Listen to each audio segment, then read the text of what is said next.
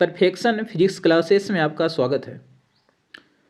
तो आज हम प्रारंभ कर रहे हैं प्रश्न संख्या 101 से। चलिए 101 क्वेश्चन नंबर।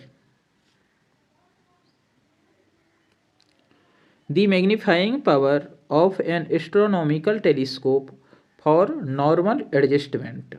देखिए, नॉर्मल एडजस्टमेंट में आवर्धन क्षमता जो होगी -F/F/E हो। ठीक है, ऑप्शन नंबर 1 सही है। इसमें एक प्रश्न और भी देखना है कि अगर पूछा जाए खगोलीय दूरबीन की आवर्धन क्षमता बढ़ाने के लिए क्या करना होगा, तो आवर्धन क्षमता जो बढ़ेगा, यदि हम अभिदृश्य की फोकस दूरी को बढ़ाते हैं तो आवर्धन क्षमता बढ़ेगी, और नेत्रिका की फोकस दूरी को घटाते हैं तो भी आवर्धन क्षमता बढ़ेगी। ठीक है, चलिए अगला क्वेश्चन।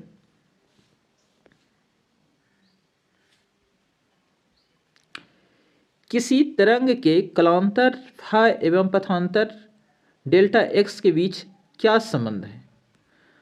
तो देखिए, जैसे मान लेते हैं कि एक वेव है और इसका तरंग दैर्ध्य क्या है, लैम्डा है।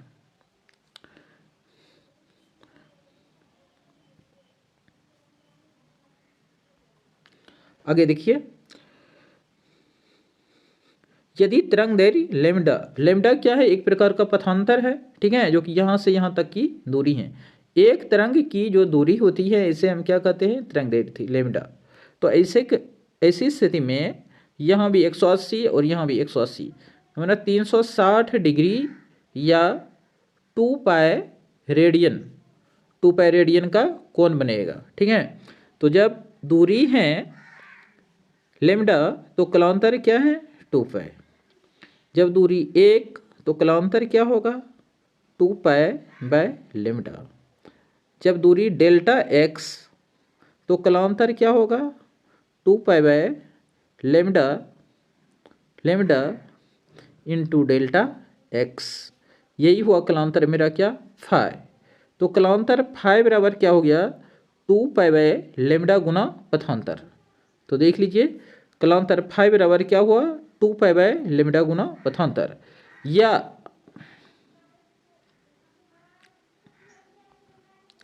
पथांतर की बात आए, कलांतर मेरा हो गया फाई, 2 पाई बाय लैम्डा गुना पथांतर। अगर पथांतर की बात आए, पथांतर बराबर क्या होगा, तो यहाँ क्या होगा, phi into lambda by 2 pi equal to क्या होगा, डेल्टा एक्स।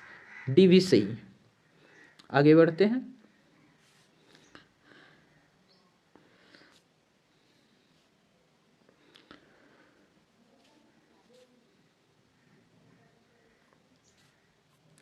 प्रकाश विद्युत प्रभाव में उत्सर्जित इलेक्ट्रॉन की अधिकतम गतिज ऊर्जा किस पर निर्भर करती है?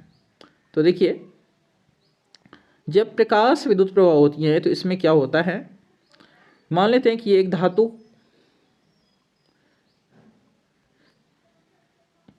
एक धात्विक ये प्लेट है। ठीक है, ये क्या है, एक धात्विक प्लेट है।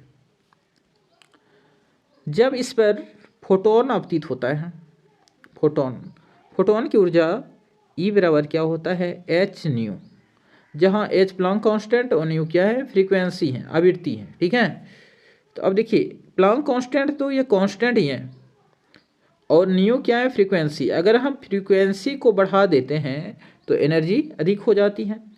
और कहता है इससे उत्सर्जित इलेक्ट्रॉन की अधिकतम गतिज ऊर्जा किस पर डिपेंड करेगी, तो ऊर्जा, जब अधिक फ्रीक्वेंसी की तरंग आएगी, अधिक ऊर्जा की तरंग आएगी, तो इसे इलेक्ट्रॉन जो उत्सर्जित होगा, इस इलेक्ट्रॉनों की गतिज ऊर्जा 12mv²। ठीक है, तो ये किस पर डिपेंड करेगा, तो ये किस पर डिपेंड करेगा, आवृत्ति पर डिपेंड करेगा। ठीक है, ऑप्शन नंबर मेरा डी सही है।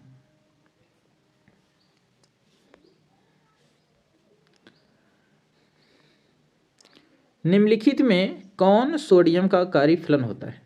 अब देखिए, कार्यफलन क्या होता है, ऊपर वाले प्रश्न में आप लोग देख चुके। आपतित फोटोन की ऊर्जा ई बराबर क्या होगा, एच न्यू। और इलेक्ट्रॉन को धातु की सतह तक उत्सर्जित करने के लिए जितने ऊर्जा की आवश्यकता होती है उससे ही हम कार्यफलन W या हम इसको फाई मान सकते हैं, ठीक है। और शेष ऊर्जा जो बचेगी ये किस ऊर्जा में बदल जाएगी, इलेक्ट्रॉनों की गतिज ऊर्जा 12mv² के रूप में बदल जाएगी, ठीक है।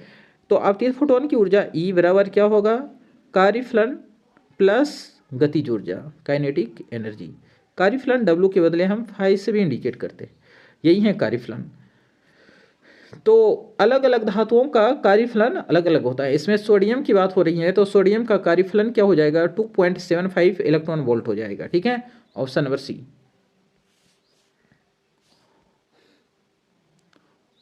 फोटोन की ऊर्जा किसके बराबर होगी, तो फोटोन की ऊर्जा E बराबर होता है h न्यू और न्यू बराबर होता है c/λ।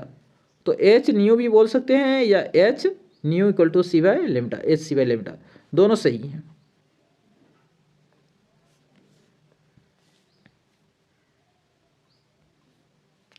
एन टाइप का जर्मेनियम प्राप्त करने में मिलाया गया अपद्रव्य होना चाहिए, कैसा होना चाहिए, तो याद रखिएगा ये पहले भी बता दिए है। एन टाइप की बात की जाए तो इसमें क्या होता है, इलेक्ट्रॉनों की संख्या अधिक होनी चाहिए और शुद्ध सेमीकंडक्टर जो होगा, प्योर सेमीकंडक्टर इसमें 4 ही इलेक्ट्रॉन होता है, 4 संयोजी इलेक्ट्रॉन होता है। अगर इसमें हम 5 संयोजी मिलाते हैं तो एक इलेक्ट्रॉन क्या होगा, फ्री होगा, जो कि आवेश वाहक का कार्य करेगा। तो इसमें कौन सी औषधि को मिलाएंगे, 5 संयोजी, ठीक है, 5 संयोजी औषधि को मिलाएंगे। अगर पी टाइप की बात आएगी तो उसमें त्रिसंयोजक औषधि को मिलाएगी। तो यह कहता है एन टाइप में इलेक्ट्रॉन की अधिकता होनी चाहिए, तो यह 5 संयोजी औषधि को मिलाएंगे। ऑप्शन नंबर बी सही है।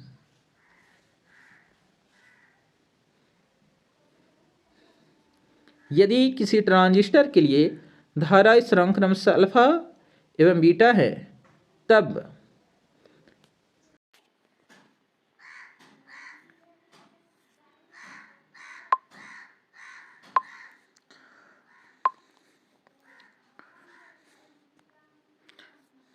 देखिए इसमें ऑप्शन है अल्फा बीटा 1 के बराबर होगा, बीटा बड़ा होगा 1 से, या अल्फा छोटा होगा 1 से, या दोनों बराबर होगा, या बीटा 1 से छोटा होगा और अल्फा 1 से बड़ा होगा।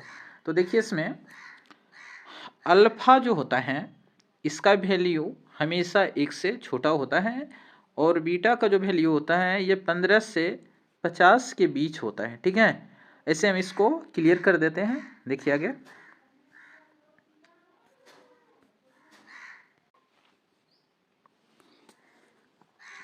इसमें बीटा बराबर होता है, बीटा बराबर α/1 माइनस अल्फ़ा। चूँकि अल्फ़ा का जो मान होता है यह 1 से छोटा होता है। अगर मान लेते हैं कि अल्फ़ा का मान 1 से छोटा, मान लेते हैं कि 0.85 या 95 मान लेते हैं, 95 जो कि 1 से छोटा है। अगर यहाँ पर इसका हम मान रखते हैं 0.95/1 माइनस 0.95, तो देखिए क्या होता है 0.95/0.05, पॉइंट कैंसिल, इसे कटा दीजिए, कितना हुआ 19। तो हम क्या देख रहे हैं, जब अल्फ़ा का मान 0.95 रखते हैं तो बीटा का मान मेरा कितना प्राप्त हुआ 19, जो 15 और 50 के बीच प्राप्त हुआ, ठीक है। और अल्फ़ा का जो मान होता है हमेशा 1 से कम होता है। तो इसके अनुसार मेरा ऑप्शन नंबर कौन सा सही है, 2 सही है। ऑप्शन नंबर मेरा 2 सही है, देख लीजिए।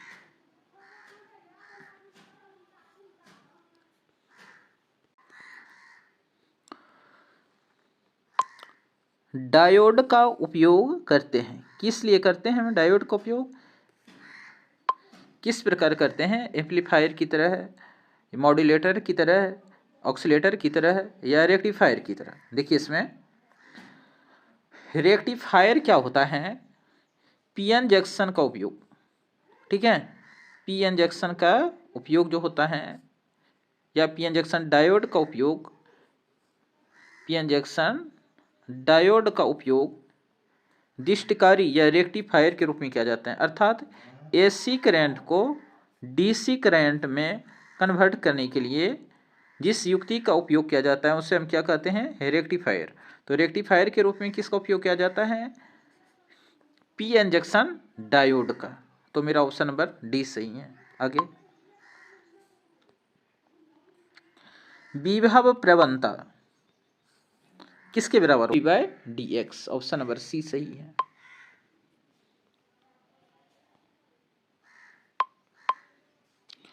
पाँच ओम प्रतिरोध के एक तार से जिसका विभवांतर 7 वोल्ट है 20 मिनट तक धारा प्रवाहित होती है,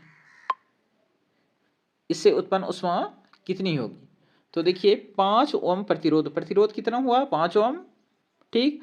विभवांतर वोल्टेज क्या है? 7 वोल्ट, और टाइम क्या है? 20 मिनट है। तो उत्पन्न ऊष्मा का परिमाण क्या होगा, ये निकालना है। देखिए H इक्वल टू क्या होता है? आई स्क्वायर आर टी। यह आई तो है नहीं, वोल्टेज V के रूप में दिया है, तो V इक्वल टू क्या होता है? I R. I equal to V by R, तो V square by R square into R T. R square R cancel, तो क्या होगा? H equal to V square by R into T. ठीक है, तो इस सूत्र को देखिए आप लोग और इसके अनुसार से सॉल्व कीजिए।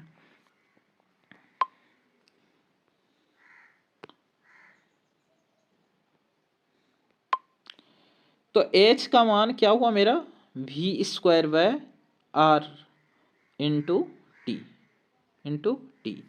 देखिए वोल्टेज क्या था? 7 का स्क्वायर। टाइम क्या था? 20 मिनट्स। इसको सेकेंड में चेंज करेंगे तो 60 से गुना कर देंगे। और R का मेरा मान कितना था? R का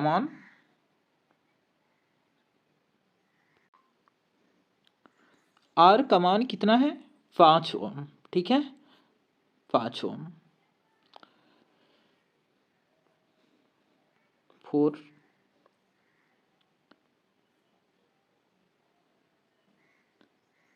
देखिए इसमें कितना हुआ? 49 इंटू 24, इस पर 100, इतना हो गया। इतना क्या हुआ? जूल। अगर हम जूल को कैलोरी में चेंज करना चाहें तो हमको क्या करना पड़ेगा? 4.2, ठीक है, इससे डिवाइड करना होगा। तो पॉइंट को हटा दीजिए, तो देखिए क्या होगा? 10 7 6 6 चौक 24 40 हो गया, ठीक है। और 40 गुना 10 गुना 7, देखिए इसका मान कितना हुआ? 2800 कैलोरी हो जाएगा, ठीक है। मेरा सही आंसर क्या होगा? 2800 कैलोरी। देखिए प्रिंटिंग में थोड़ा सा मिस्टेक हुआ है, पीडीएफ में पहले 28,000 लिखा गया था, जो कि मिस्टेक था, तो आप लोग सही कर लेंगे, 2800 कैलोरी होगा।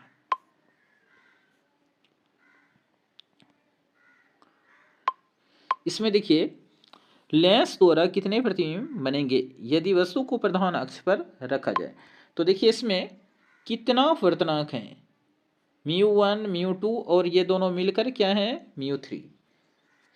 तो इससे भी इमेज बनेगा, इससे भी इमेज बनेगा, इससे भी, और इस दोनों से जो रे आएगी फिर इसके कारण भी एक इमेज बनेगा। तो इससे कितना इमेज बनेगा मेरा? एक एक एक, कितना? 3 इमेज बनेगा, ठीक है। सी अपवर्तनांक 3 है तो इस इमेज कितना बनेगा? 3 बनेगा। देखिए किसी पारदर्शी माध्यम का अपवर्तनांक एवं तरंगदैर्घ्य के बीच संबंध है। तो किसी माध्यम के अपवर्तनांक और तरंगदैर्घ्य के बीच जो संबंध बताया था ये कुशी ने बताया था, और कुशी का समीकरण था म्यू या n equal to A plus B by lambda square plus C by lambda पर पावर 4। चूंकि यहाँ दो टर्म की बात हो रही है तो इसको हटा दीजिए, तो ये हो जाएगा ऑप्शन नंबर सी सही होगा, जहाँ ए बी और सी क्या होता है, कुशी कांस्टेंट होता है। ठीक है, चलिए अगला क्वेश्चन।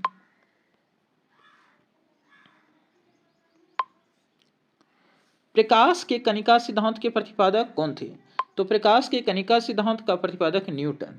ठीक है, इसने बताया था कि प्रकाश जो निकलता है किसी स्रोत से वह बहुत ही सूक्ष्म कण के रूप में निकलते रहता है। ठीक है, और इसके अनुसार क्या था कि जब ये किसी सतह पर पड़ती हैं तो उस सतह द्वारा आकर्षण या विकर्षण बल कार्य करता है। तो यहाँ पर हम देख सकते हैं कि यदि दर्पण है तो टकरा कर लौट रही हैं, और अगर यह कांच की प्लेट है तो इसमें प्रवेश कर रही है। तो न्यूटन ने बताया था कि किसी सतह पर जब ये कणिका पड़ती हैं तो उस सतह द्वारा आकर्षण या विकर्षण बल कार्य करता है, लेकिन ये बताने में असमर्थ रहा कि किसी सतह पर विकर्षण बल क्यों और आकर्षण बल क्यों कार्य करता है।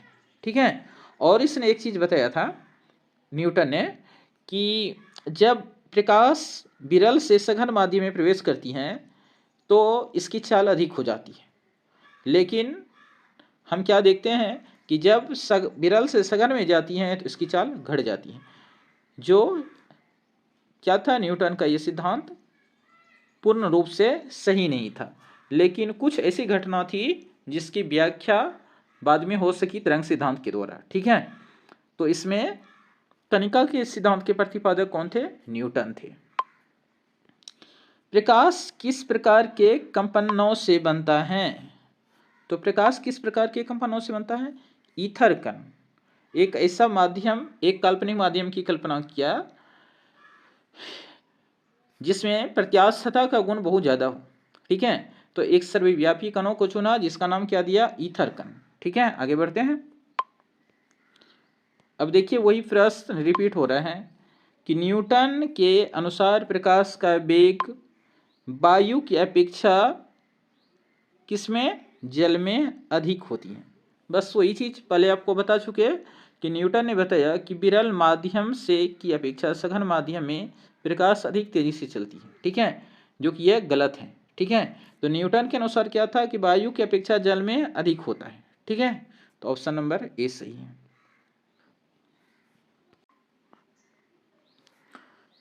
प्रकाश के तरंग सिद्धांत के अनुसार प्रकाश के वर्ण निर्णायक कौन है? प्रकाश के रंग को निर्धारित कौन करता है? तो फ्रीक्वेंसी। ठीक है,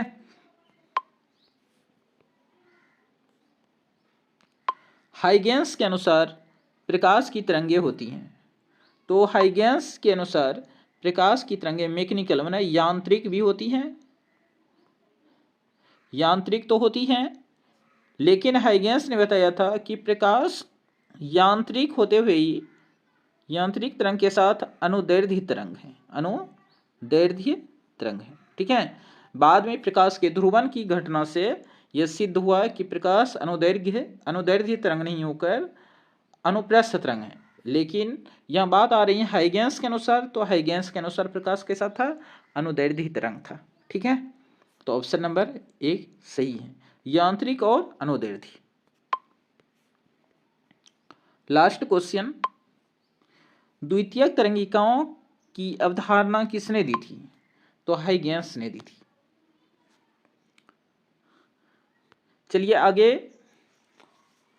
आप लोग शॉर्ट टाइप क्वेश्चन एवं लॉन्ग टाइप क्वेश्चन का वीडियो प्राप्त करने के लिए चैनल को सब्सक्राइब करेंगे और बेल आइकॉन दबाएंगे, जो कि आपको सूचना मिलती रहेगी।